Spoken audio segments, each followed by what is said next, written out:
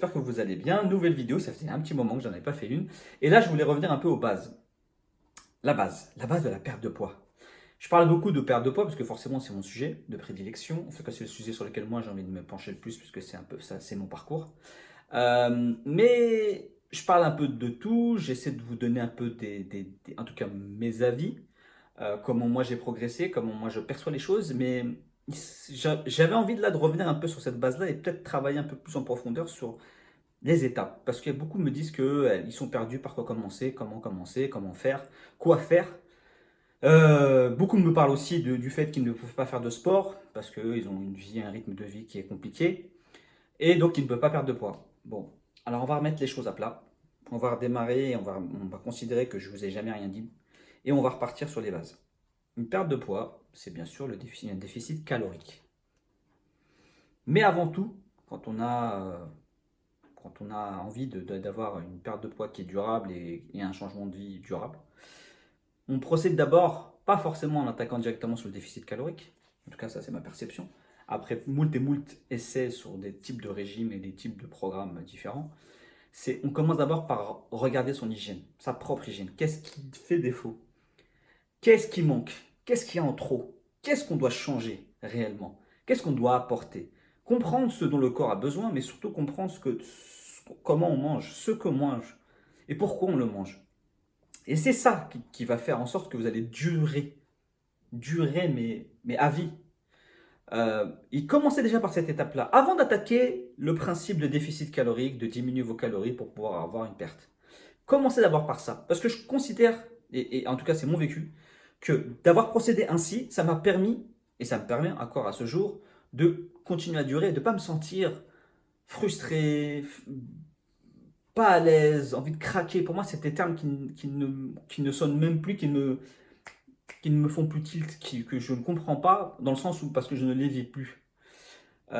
Donc d'abord, pour moi, en tout cas, s'il y avait des étapes à mettre en place, c'est d'abord, je change mon hygiène de vie, une hygiène alimentaire. La seconde étape, vient à ce moment-là, c'est le déficit calorique. Travaillez sur votre déficit, travaillez sur le fait qu'on diminue nos calories progressivement pour pouvoir obtenir un déficit calorique et donc une perte de poids. Et ensuite s'ajoute le sport.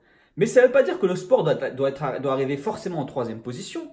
Moi, je parle d'ordre de priorité. Le sport peut être intégré très rapidement dès le départ, dès le moment où vous allez décider de changer d'hygiène de vie. Et d'hygiène alimentaire plutôt. En même temps, c'est une hygiène de vie. Euh, Vous pouvez l'intégrer. Mais je veux dire, ce n'est pas une priorité. Ce n'est pas l'outil principal qui va vous permettre la perte de poids. Le sport va vous amener de bonnes choses. Vous allez voir, vous allez vous sentir bien. Ça va vous amener aussi le fait de pouvoir vous raffermir, de pouvoir développer votre masse musculaire et donc votre métabolisme.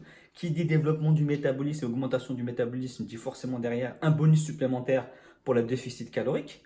Mais le sport en soi, c'est pas la clé de la perte de poids. C'est 10-20% du processus. La vraie clé, la véritable clé, c'est cette hygiène-là, c'est ce qui se passe dans votre assiette, c'est ce que vous vous apportez. Et c'est le plaisir que vous avez autour de ça. Donc d'abord, moi si j'avais un conseil à vous donner, c'est d'abord regarder votre hygiène, analysez-la, comprenez vos comportements, vos habitudes alimentaires et essayez de les transformer progressivement. Alors, il y a un truc sur lequel je vais encore revenir, je sais, je fais un peu des parenthèses. Ne vous interdisez à rien du tout. C'est-à-dire qu'on n'est pas là à vous dire qu'il y a des aliments interdits, on n'a pas le droit à... Attention, qu'on soit bien d'accord. Tout doit être permis. Par contre, à vous de savoir quand, comment, pourquoi vous vous permettez, vous faites plaisir, vous vous donnez envie, vous intégrez ci, vous intégrez ça. Je veux dire, moi, pendant ma perte de poids, j'ai pas un seul moment refusé telle ou telle chose. Par contre, pour le challenge et parce que j'étais dans le déficit, effectivement, pendant un temps donné, j'ai réduit certaines choses. Je ne les ai pas éliminées, je les ai réduites. Ce sont deux choses distinctes. C'est pour ça que quand j'entends des gens me disent ouais, c'est trop restreignant, je craque, je vais craquer. Moi, j'ai pas eu ce sentiment-là. Je l'ai eu pendant que je faisais mes régimes à l'époque.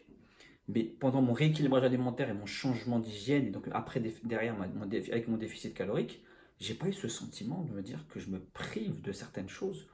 Voilà. j'ai eu des jours où j'avais faim un peu plus parce que forcément, le déficit calorique se creusant, forcément, vous avez des quantités moindres et donc votre corps, bah, on demande un peu plus par moment. Mais après, il y a des petits trucs qu'on se trouve, des petites astuces, des petits produits qui coûtent pas grand-chose en calories et qui vous alimentent et vous blindent, comme on dit entre guillemets. Mais au-delà de ça, je veux dire, cette hygiène-là que j'ai installée, que j'ai changée dès le départ, je, je l'ai gardée. C'est juste que pendant un temps, ce fameux temps de déficit, il y avait moins. Mais ça ne veut pas pourtant dire qu'il y avait moins, il y avait moins en quantité, je veux dire, mais il n'y avait pas forcément moins en qualité. Et j'ai retrouvé cette même hygiène-là parce que je l'ai gardée actuellement avec plus. Parce que j'étais soit en prise de masse, soit en maintien. Je ne parle pas des périodes où j'avais des crises d'addiction, d'hyperphagie, dû au sucre, parce qu'il y avait deux, trois choses que j'avais encore à régler.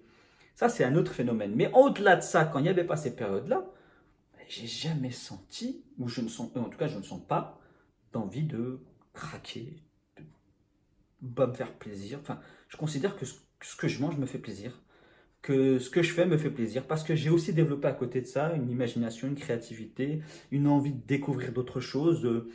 Voilà, et ça vient parce que voilà, on se plaît à faire ce qu'on fait. Donc d'abord, et je vais revenir donc après, on va revenir dès le départ à la base. D'abord, revoyez votre hygiène. Regardez ce qu'il y a à changer et à améliorer. Ensuite, travaillez sur votre déficit calorique pendant ce temps-là. Et après, le sport viendra s'ajouter, soit dès le départ, si vous voulez l'installer dès le départ, soit pendant le déficit, soit après. C'est à vous de voir. Du sport, c'est toujours bien, très honnêtement. Mais il ne faut pas vous dire que c'est la clé absolue de votre réussite de perte de poids et surtout dans la durée. Voilà, voilà ce que je voulais dire à peu près. J'espère qu'en tout cas c'était plus ou moins clair. Je l'ai dit à la façon, pas de préparation, c'est sorti comme ça. En tout cas, voilà. Si ça vous a plu, n'hésitez pas à mettre un petit pouce bleu, partagez la vidéo, abonnez-vous, c'est vous qui voyez. Bon, en tout cas, je vais reprendre un peu les vidéos. Je vais vous préparer une seconde vidéo sur un autre thème. Je vous dirai lequel. Non, je vous le découvrirez sur la prochaine vidéo. Et puis encore une fois, merci à toutes et à tous pour votre soutien. Je reviens sur les réseaux un peu plus. Et je sais pas si c'est pour le bonheur de tous, mais je reviens. Voilà, allez, prenez soin de vous et à la prochaine.